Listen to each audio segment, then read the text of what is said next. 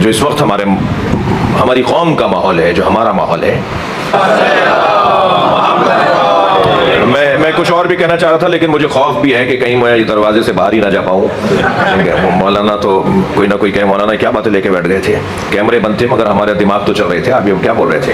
وہ 6 صفتیں کیا ہیں، توجہ ہے نا حضرت کی۔ سب سے پہلی صفت، اللہ ان سے محبت کرتا ہوگا، یحبہم، اللہ ان سے محبت کرتا ہوگا۔ اللہ جس سے محبت کرتا ہے اس کی نشانی یہ ہے کہ اسے مصیبت میں مبتلا کرتا ہے۔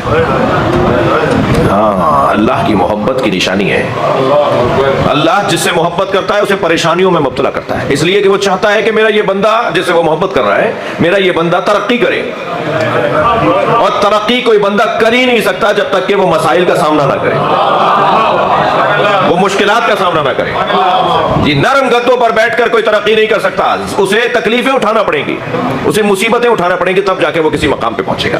اللہ جس سے محبت کرتا ہے، کم سے کم محبت کی نشانی اسے وہ تکلیفوں میں مبتلا کرتا ہے۔ معصوم فرماتے ہیں کہ اگر 40 دنوں میں ایک مرتبہ تمہیں پریشانی لاحق نہیں ہوئی، کوئی مصیبت لاحق نہیں ہوئی، تو اپنے ایمان کی تجدید کرو، تم مومن نہیں رہے، تم مومن ہی نہیں رہے۔ ایصال ثواب کی مجلس ہے، برداشت کیجئے مجھے آپ صلوات پڑھیں محمد و آل محمد، اللہم صلی علی محمد و آل محمد۔ جی مولانا تعویذ کرا دیا، مولانا گنڈا کروا دیا، مولانا کچھ ہو گیا ہے ہمارے ہاں۔ کیا ہو گیا بھائی؟ پریشانیاں جا نہیں رہی۔ بھائی شکر ادا کرو، پریشانیاں جا نہیں رہی۔ معصوم تو فرما رہے ہیں کہ جس کو پریشانیاں زیادہ آتی ہیں وہ گویا اللہ سے زیادہ قریب ہے، اور یہ کہہ رہی ہے کسی معاف کیجیے گا، یہ کہہ رہے ہیں صلوات پڑھے ذرا محمد و آل محمد۔ اب میں کیا کروں، کیونکہ زیادہ تر خواتین ہی بولتی ہیں تو میرے منہ سے بھی یہی نکل گیا کہ یہ کہہ رہی ہیں۔ تو ہوتا ہے نا کہ جی مولانا کچھ کیجئے، ہمارے ہاں کچھ روزانہ کوئی نہ کوئی پریشانی، کام ہمارے رکے ہوئے ہیں، ہمارا کوئی کام ہوتا نہیں ہے، ہمارے ہر کام میں رکاوٹ ہے۔ یہ والے جملے ہمیں سننے کو ملتے ہیں، ہمارے ہر کام میں رکاوٹ ہے۔ تو پہلے تو یہ کہ خاص طور پہ آج کے مشینی زمانے میں کس کے پاس ٹائم ہے جو آپ کے اوپر تعویذ کرے گا؟ اور سچ بتا دوں، اب وہ تعویذ کرنے والے مر گئے، ہاں وہ ہے ہی نہیں اب، وہ بھی کام تھا بڑا، وہ بھی بڑا ہنر تھا، وہ اب رہے ہی نہیں ہے۔ تو کوئی کسی پہ تعویذ نہیں کر رہا، کوئی کسی پہ گنڈا نہیں کر رہا، کوئی کسی کا کام نہیں رکوا رہا۔ دل بڑے چھوٹے ہو گئے ہیں، جو ہے تنگ نظریاں پڑ گئی ہیں، جو ہے وہ خاص طور پر کوئی گھر شاید ہو، اللہ کرے آپ کا وہ گھر ہو، جو کوئی گھر شاید ہو جس گھر میں ساس اور بہو کے مسئلے نہیں ہیں، یہ جس گھر کے اندر دیورانی اور جٹھانیوں کے مسئلے نہیں ہیں، جن گھروں میں جو ہے نند اور باوجوں کے مسئلے نہیں ہیں، اور جو گھر اکیلے اکیلی رہتی ہیں محترمہ تو وہ بھی چین سے نہیں ہے، کہ وہ جو ساس کو چھوڑ کر شوہر کو لے کر کے نہیں صاحب علیحدہ چلتے ہیں، وہ بھی اپنے گھر میں چین سے نہیں ہے۔ تو وہ کیا چیز ہے؟ جب تک ہم اچھا دیکھیں گے نہیں نا، جب تک ہم اچھا دیکھیں گے نہیں، اچھا سوچیں گے نہیں،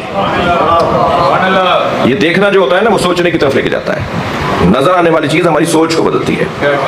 تو حکم یہ ہے کہ ہر چیز کو اچھا دیکھو، ہر چیز میں مثبت پہلو نکالو، سوچ اپنی اچھی کرو تاکہ تمہارے رویے اچھے ہو جائیں۔ حضرت موسیٰ سے پروردگار عالم نے کہا، موسیٰ کوئی ڈھونڈ کر تو لاؤ جو بہت برا ہو، کوئی ڈھونڈ کر لاؤ پوری اپنے زمانے کے لوگوں میں کوئی ایک وجود ڈھونڈ کر لاؤ جو برا ہو۔ حضرت موسیٰ نے کہا یا اللہ کوئی بھی نہیں ملا مجھے جو برا ہو۔ بہت دن بعد آ کے اللہ کی بارگاہ میں کہا یا اللہ بہت ڈھونڈا کوئی برا نہیں ملا مجھے۔ تو اللہ نے کہا وہ تم جب گزر رہے تھے تو ایک جانور کو دیکھا تھا جس کے اندر سے بدبو آ رہی تھی، تو کہنا نہیں یا اللہ اس کے تو دانت بہت اچھے تھے، تو میں نے تو اس میں بھی اچھائی دیکھی ہے۔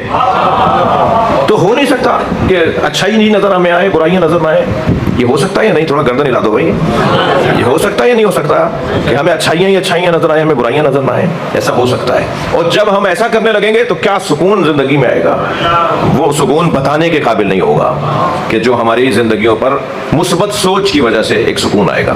اللہ جن سے محبت کرتا ہے انہیں پریشانیوں میں مبتلا کرتا ہے۔ یحبہم، دوسری صفت یحبونہ، وہ بھی اللہ سے محبت کرتے ہوں گے۔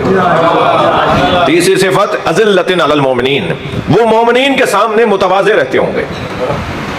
بہت بڑا مسئلہ ہے اس وقت، جھگڑے ختم ہو کے ہی نہیں دے رہے، پھر اب بار بار کیمرے بند نہیں کرواؤں گا آپ سے، اب جانے تو یہ بات، اب جھگڑے بند ہو کے ہی نہیں دے رہے، اختلافات پہ اختلافات، گروپنگ پہ گروپنگ۔ کوئی ایک انجمن بتائیے کہ جس کے آج 3 دھڑے نہ ہو،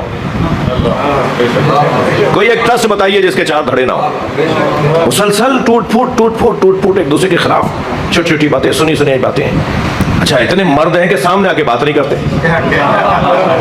ہمت والے ہو, شجاع ہو, بہادر ہو, سچے ہو, تو منہ پر کیوں نہیں بات کرتے؟ آج تو بہت آسان ہو گیا گھر میں بیٹھے ہوئے موبائل کے اوپر, مجھے معاف کیجیے گا, گروپنگ, لڑائی جھگڑے. لیکن قرآن یہ کہہ رہا ہے کہ مومن ساری باتوں کو چھوڑ کر صرف یہ سوچتا ہے اس کے دل میں علی بستا ہے. جی,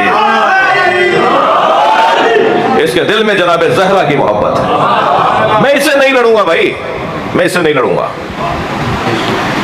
بعض اوقات ممکن ہے کوئی سوچے کہ صاحب مولانا یہ باتیں ہیں, اور پھر باتوں کی اگر مثال دیں تو پھر یہ خوف ہوتا ہے کہ یہ اپنی باتیں کر رہے ہیں. 3 بڑے ادارے کروڑوں روپے کے بنا کے میں نے صرف اس وجہ سے چھوڑے ہیں کہ ہمیں لڑنے کے لیے اللہ نے پیدا نہیں کیا. کروڑوں روپے کے 3 بڑے ادارے پاکستان کے اندر, ہاسپٹلز, صرف اس وجہ سے میں نے انہی کے حوالے کر دیے, کیونکہ اگر میں رکا رہتا, بانی تھا, رکا رہتا تو مومنین کے جھگڑے ہوتے. ہم نے کہا نہیں تم کیا چاہتے ہو, ہم خود چلائیں گے. مبارک ہو, تمہیں دے دیتے ہیں, تم چلاؤ.